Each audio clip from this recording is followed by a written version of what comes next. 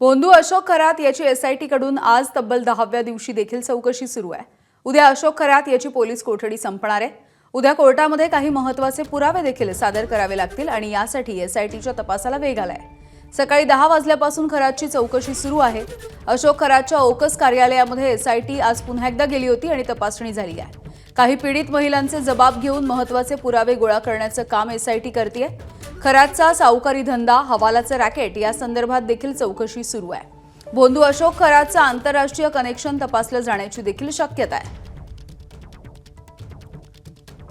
शुभम बोडके आमचे प्रतिनिधी आपल्याला या तपासाच्या संदर्भातली माहिती देत आहेत। शुभम, आजचा 10वा दिवस म्हणजे एसीबी जो तपास करते आहे त्याचा, आणि सकाळी 10 वाजल्यापासून हा तपास सुरू झालेला आहे।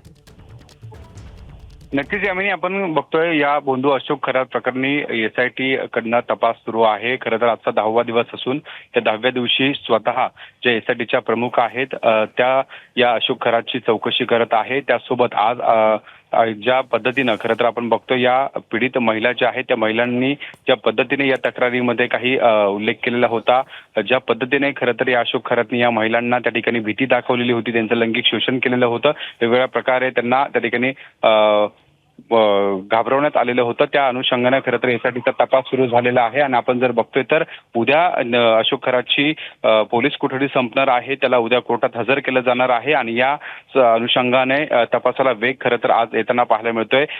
खरं तर ज्या ओकस कार्यालयामध्ये त्यांनी जे लैंगिक शोषण महिलांचं केलेलं होतं त्या ठिकाणी खरं तर त्या पीडित महिलांना जाऊन त्यांचे त्या ठिकाणी जबाब घेतले, पंचनामा करण्यात आला आणि त्यानंतर आपण बघतोय तर या अशोक खरात प्रकरणामध्ये उद्या कोर्टामध्ये काही महत्त्वाचे पुरावे एसआयटी कडनं त्या ठिकाणी सादर केले जाणार आहे आणि त्यासाठीच काही महत्त्वपूर्ण पुरावे आणि ज्या धक्कादायक माहिती खरं तर या अशोक खरात प्रकरणी समोर आलेल्या होत्या ते खरं तर उद्या कोर्टात एसआयटी कडनं मांडला जाणार आहे आणि त्यासाठी आज जो आहे तो एसआयटीचा तपास कुठेतरी वेग घेताना आपल्याला पाहायला मिळतो। यामिनी, अगदी शुभम, धन्यवाद सविस्तर माहितीसाठी।